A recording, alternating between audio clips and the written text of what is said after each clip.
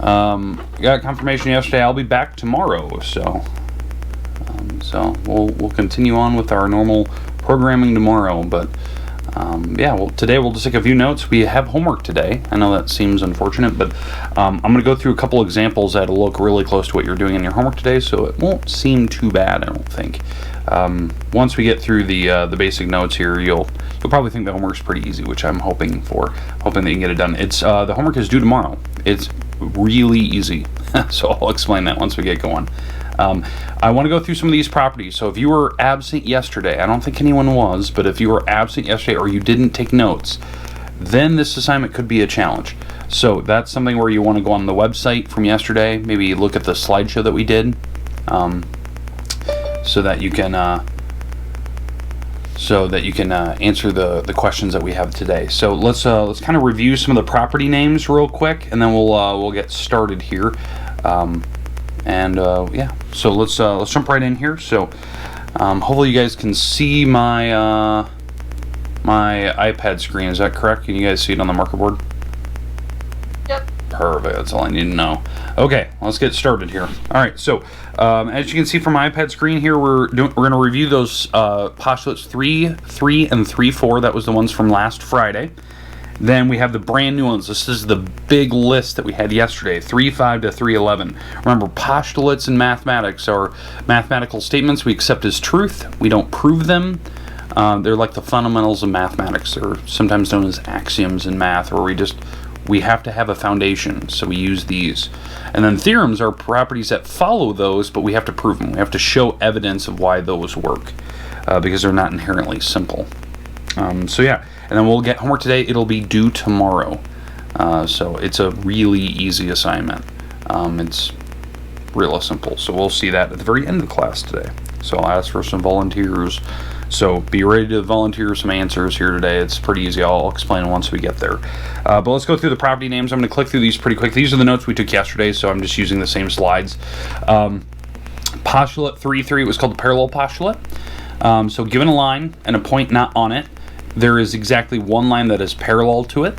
So you can see that there. How this one worked, we talked about, the constructions we did last Friday, that you could copy an angle to a new location using the corresponding angles, and that proves that they're parallel, because the only two postulates that came before this were literally the corresponding angle postulates. Corresponding angles are congruent. It forces the lines to be parallel, or vice versa, using the converse. Okay, 3, 4. We talked about the perpendicular postulate. There's exactly one line that goes through a point that is not on a line that is perpendicular to the given line. So now the big thing from yesterday, and I kind of left this up here, the big thing from yesterday was noticing this. The symbols for parallel, the symbols for perpendicular. That's something that you need to be familiar with, especially for testing and whatnot. So because I'm going to be using those symbols on my tests or quizzes or whatnot. So, all right, questions with any of the two from Friday, or from yesterday technically, because we did talk about them yesterday. Questions? Nope. Okay, now these are going to be more apparent like later on with the notes we're going to take tomorrow and Thursday, but for today, we're going to be kind of moving on to these newer properties. So these will be the ones we're going to use a lot. Now, the next slide is a theorem. It's that theorem 3.9. The reason why we did this theorem first is because it talked about parallel. So parallel is two lines are equidistant from a third. So we talked about the spacing from that third line. The third line was the one in the middle. That was the line L there. The spacing was all the same. So if the spacing's the same between N and L, and M and L, then that means the slopes are the same, because that's how you get equal spacing between lines, if the slopes are equal. And in algebra 1, they say that if slopes are equal, the lines are parallel. That's a property of algebra 1. And geometry, we talked about they have to be in the same plane and not intersecting. So we use all three of those definitions, and it forces lines M and N to be parallel to each other. So if two lines are equidistant from a third, then they are parallel to each other. So that was the theorem from yesterday.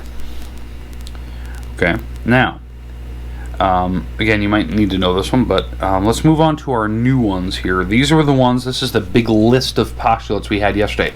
I'm not so worried about knowing the postulate numbers. Don't be worried about that. Really, what I want you to know is what the words say. What is it meaning? Okay. So the top one, 3.5. If you're given 2 points on a piece of paper or a plane or anywhere in general, 2 points, you can draw one line that cuts through them. So if you had a line on your piece of paper in front of you and you had a dot that was on my marker board, you could draw one line that would go from your paper to my marker board. There's one line that exists. That's 3.5. That's a postulate. It's literally the definition of a line. Lines contain 2 points and go in both directions without limits, right? 3.6 talks about planes. Now, we interjected a word in there, non-collinear. Can somebody define what non-collinear means?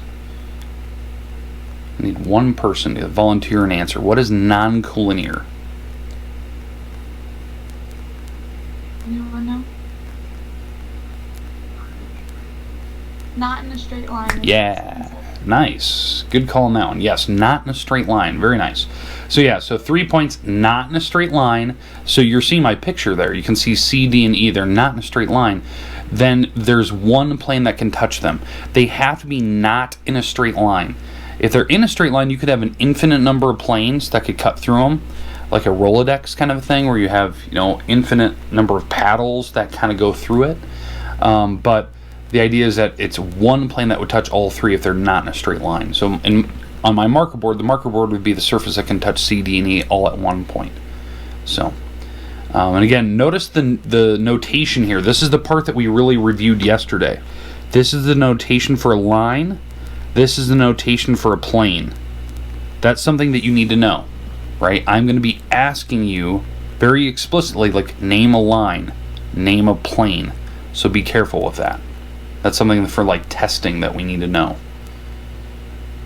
Because remember, our semester test is coming up. It's the Tuesday after we're back from winter break. So that's the Tuesday when we're back. That's, I don't know, January 3rd or something like that. So be ready for that. All right. Now, 3.7 talks about a line contains at least 2 points. So if you're provided a line, there's at least 2 points on it. A starting and stopping point, right? Now, lines continue in both directions, but you have to have at least 2 points on it. So you can see my example there with F and G. Those are my 2 points. You can put more. This is a minimum number of dots I can put on that. When you name it, though, you can only use 2 letters. So be careful of that. That is something that I've definitely seen in years past where kids they use too many letters when naming lines. You have to use 2 letters only. And you have to put the little arrows above it. And then 3.8 talked about a plane. So if you're given a plane, you can put 3 dots at minimum on there or more.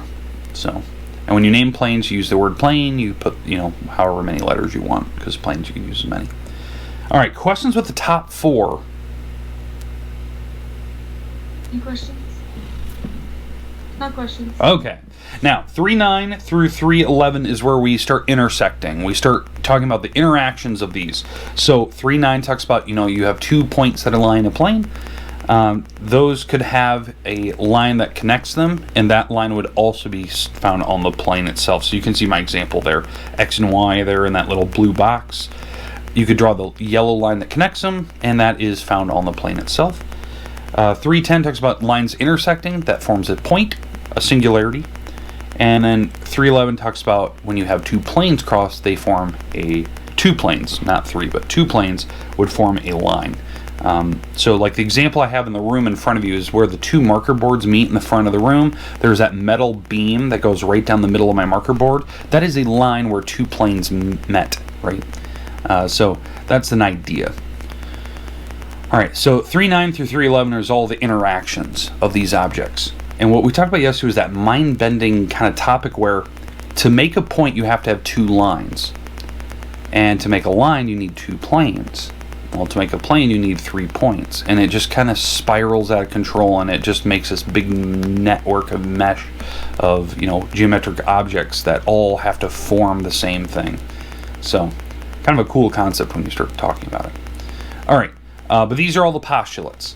we're going to use these today for the homework, these specifically. And how it's going to work is that I'm going to give you questions. So they'll say a certain mathematical statement. I'll provide you a picture, kind of like the pictures I have here on my little slide here. And you're going to have to tell me true or false. Is that a true statement for the picture provided? Maybe the picture doesn't show that there's a line drawn, but you know from these properties that when there's 2 points on the marker board, you could draw a line. So that would be a true statement that you could have a line drawn between them. So we're going to look at some of those. I'll show you an example here in a minute. That's going to be my last slide today, where I show you a picture kind of like what your homework will look like, and then I'll ask you a series of questions about it. And this is where I'll want to know true or false. Are these true? So you really need to know these properties. So to get through this homework really quickly, if you have your notes out in front of you, like you have your notebook that have these in it, this homework could be super simple because all you're telling me is true or false.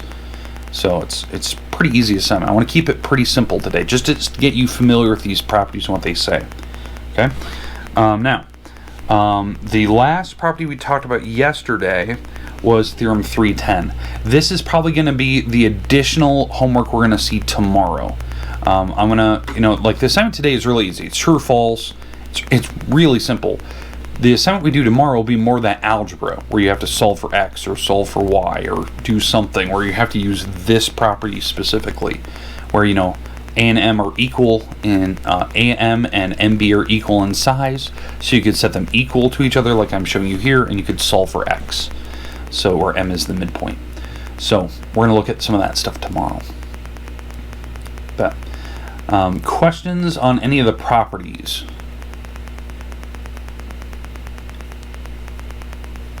Okay, so let's actually get to an example of what your homework's going to look like, so you can be super familiar with the work that's going to be involved here. So, all right, so this is kind of like what your assignment is now. I broke these questions up, so when you get to your assignment today, it's Google form again. They're not going to be all these questions in a row, right? It's going to be kind of one after another. They'll provide you a picture every time. It might be a different picture, and they'll ask you a series of questions about it. So don't feel it'll be like the same picture every time. It will not be this, what is this, a wedding cake of some sort? It looks like to me. It's kind of washed out. It's supposed to be a wedding cake, I think. It was in your book. All right, anyway. We're going to go through these questions one at a time. So if Miss Cook, if you could, I don't know if you're in the front of the room, if you can grab one of my magnets. There's a magnet on the left side of my marker board, way over by the window. There's a bunch of like little arrow magnets. All right, if you want to put one right at the top, like right here, that way the kids can kind of follow along with which question I'm talking about.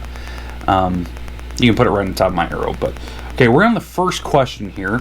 I need a volunteer. Now, I don't want the same person every time, so if Miss Cook, if you can kind of pay attention so that we get some different volunteers for each of these.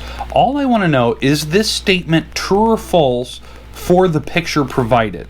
So it's true or false. You have a 50-50 chance, and I just want to talk about it, right? I don't need to know the postulate number, but I want to discuss, is this true or false and why? So can somebody volunteer? I'll read it out loud for you here, so get kind of thinking about this one. Lines N and L. Now I'm going to highlight them up here. Line N and L. So here's line N. You can see it here. There's line N, and L is right here. There's L. Line N and L. They intersect at point K. True or false? Somebody, please. True. True. I heard it. Yes. They are absolutely right. That they are intersecting. And that should be a true statement anyway, right? Lines should intersect. Now, the only thing that you were really checking, did they actually meet at K, right? Point K. So very nice. All right. Thank you for the volunteer. We'll move on. So if Ms. Cook, if you can move that arrow down now, let's move to the next one. All right, so we'll move to the next part here. So we're at this second question. So a new volunteer, thank you for that first one. Plane P and plane Q. So plane P. So plane P is this plane right here. It's like that lower tier of your cake. That's the plane. How you can see that, it's point P was that cursive letter in the corner. And line Q is this other side over here. It's this other base side of your cake. So that you guys can see those two shadings. They intersect at line M. True or false? True. Yes, I agree. Very nice. So yeah, so they do intersect at line M. Or in general, planes have to make a line when they touch. But you were really just checking, did they actually meet at M? And yes, they did. Line M was that line going right through that corner of that cake. That's probably going to be the most challenging part, is just kind of interpreting what the pictures look like. Because obviously on my marker board, the marker board looks terrible. I understand that, right? It's washed out. The bulb in that projector doesn't look great. But you're trying to interpret from the picture that's provided to you. So do the best you can for the true or false. And literally, almost every question is a true and false question. There's only, I think, 1 or 2 questions that aren't, that are not. So we'll keep going. Ms. Cook, if you can move your arrow down now, we'll go to the third question here. So again, we're on the third question, which I think is this one here. All right. And so we'll start all the way over again. All right. D, K, and H determine a plane. So D, K, and H. So here's D. Oop. Here's D. Here's K, and here's H. Did they determine one single plane, true or false?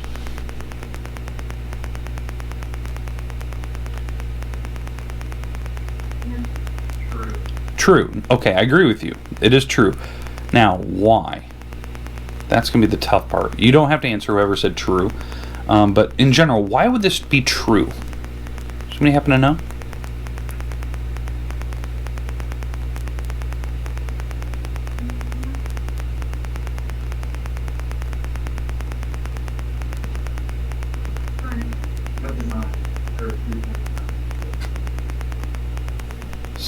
Say it again. What was the what was the property that you were kind of? 3 points that are not in a straight line. Is that what you're saying? Yeah, exactly right. Yeah, you're absolutely right. That's exactly the definition I was looking for. Right, to name a plane, you have to have 3 dots that are not in a straight line.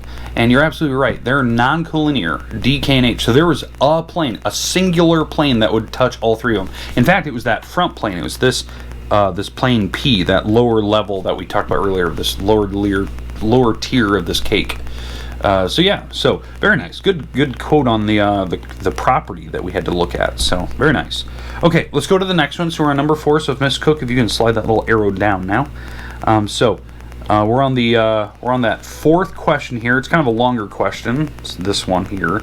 Okay, so this one, point D. Point D is also on line N. And it passes through points C and K. True or false?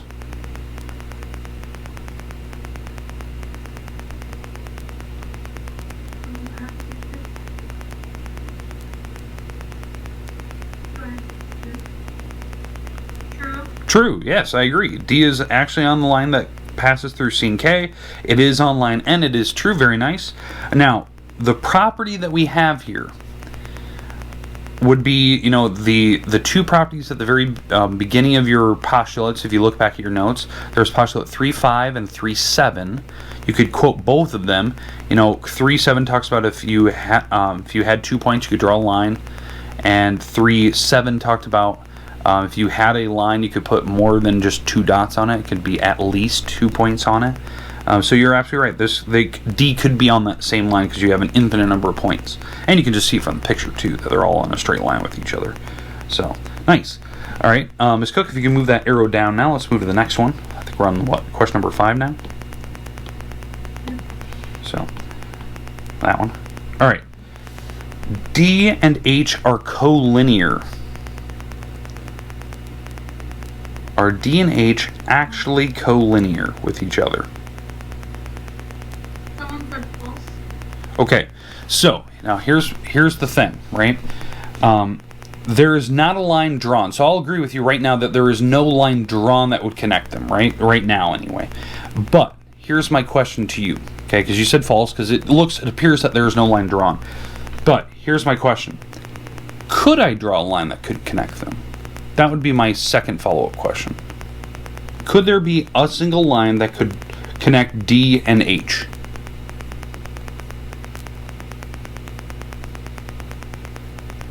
That's my question to you.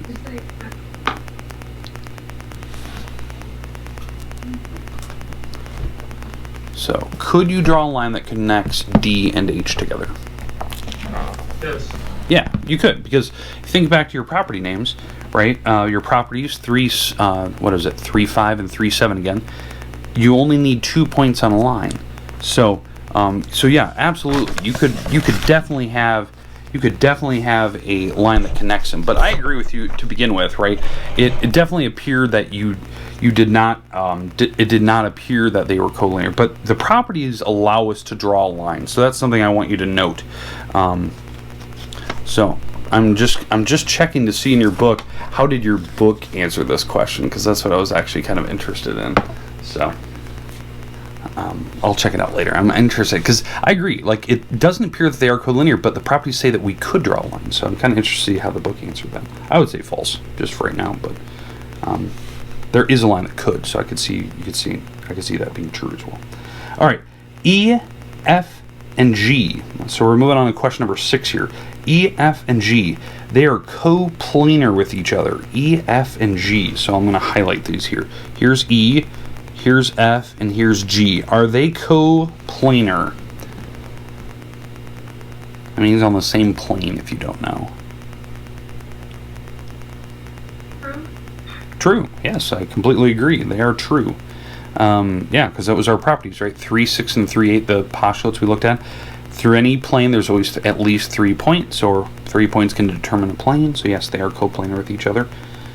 All right, so that was pretty easy, pretty straightforward. What about EF? So the line EF, does it lie in plane Q? So if you were to actually physically draw the line that connects E to F,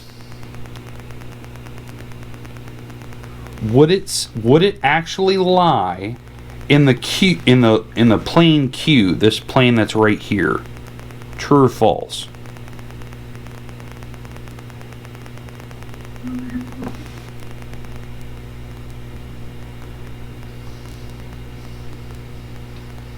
What do you guys think?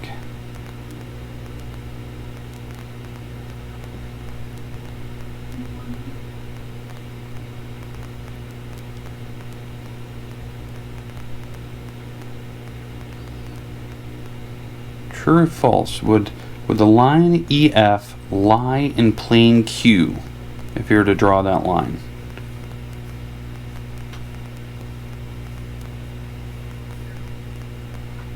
Someone said true. Yeah, it is true. Now, how we know that? It was our postulate 3.9 that I had earlier.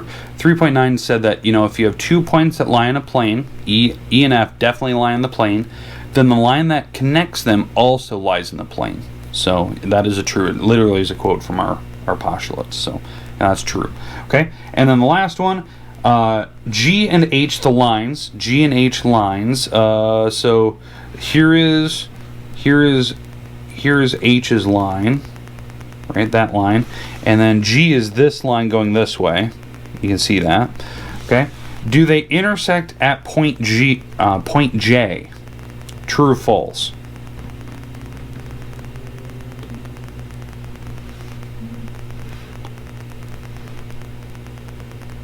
Do they intersect at point J?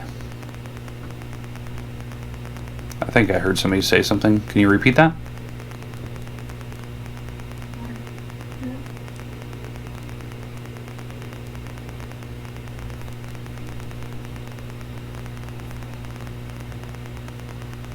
Can't hear. I don't know if audio is cutting out. True. True. Yeah. Sorry, I can't hear it. It must be cutting out. I could just barely hear something, and then it would cut out all of a sudden. So yes, that is true. They are meeting at point J. So very nice. All right.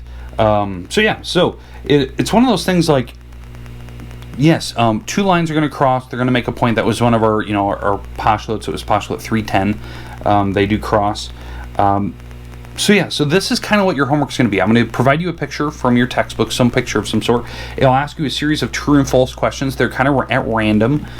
You just have to know your postulates. You don't have to quote what postulate you're using. You don't have to tell me why.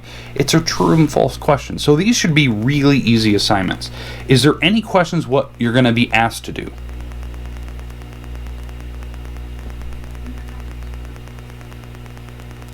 No, No. Okay. Now, the last question. This is the last questions you're going to probably see. Actually, they're pretty random. So some of you could have these first. Sorry. The questions are randomized because it's going to pull from a group of questions. Okay. So I provided you more questions what you're going to have. I think you have only like 2 or 3 of these. So I provided you a bunch. These questions are called sometimes, always, or never. So I'm gonna write that up here. It's a sometimes, always, or never question. Ooh, let me write the T. Come on, iPad.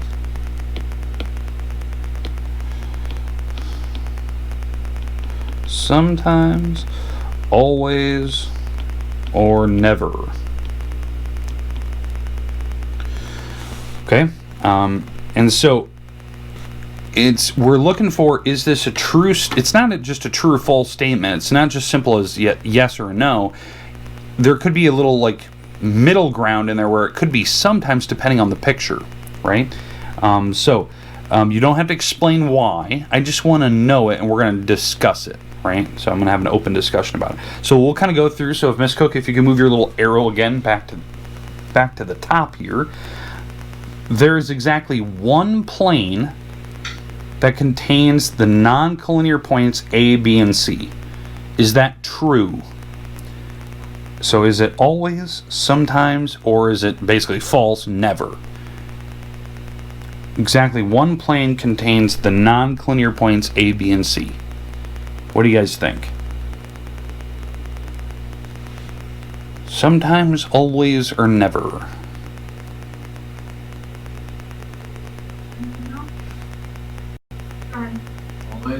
Always, yes, you're absolutely right. It's literally one of our postulates that if you have 3 points, there's at least one plane that would pass through them as long as they're non-collinear. So that was why I interjected that. There's exactly one plane. So yes, it's always, right? Very nice. Okay. Next one. So number 2. So Miss Cook, you can slide your arrow down for number 2. So again, this was always, right? There's at least 3 lines through points J and K. There's 3 lines through J and K. At least 3 lines. That's what it's saying. What do you guys think? Sometimes, always, or never?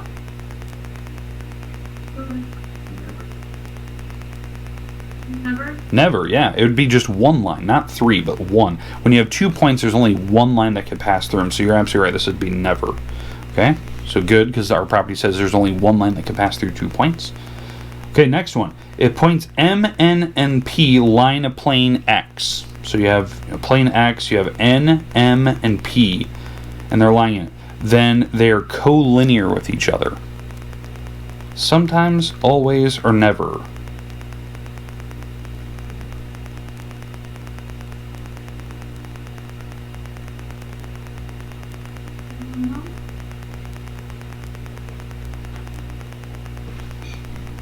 So again, you have a plane X. So here's my plane X. And you're going to have M, N, and P lie in that plane. Are they collinear? Sometimes, always, or never? Sometimes. Sometimes, yeah. You're absolutely right. They could sometimes be in a straight line with each other, right? That's collinear. Could be. They don't have to, but they could be. They definitely have to be in the plane because there's 3 dots, non-collinear, but they could be collinear. So, yeah, so good call on that sometimes part. Next one. So we're on what 4th one now. Points X and Y are in plane Z. So let me modify my little drawing here. So plane Z, so X and Y. Here's X, here's Y, and this is the plane Z. Then any point collinear to X and Y is also in that plane. So any point that is also collinear with X and Y, so let's call like point A here, then it is also on plane Z. Sometimes, always, or never.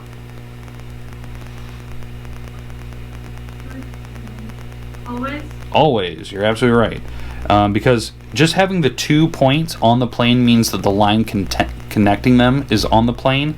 That was our postulate 3.9. And so if you picked any other dots on that line, according to, you know, postulate 3.5 and 3.7, right, you can put more dots on the lines. They would also have to be on the plane. So, yeah, very nice. That's a tough one. I think that was probably the hardest question we have on this slide, just because you have to really like mix a couple of those postulates together. So very nice, whoever said that. Next one: intersection of two planes can be a point. Intersections of two planes can be a point. No, Say it again. never. Never, yes. Agreed with that. It would be a line, not a point, not a singularity. And the next one, points A, B, and C determine a plane.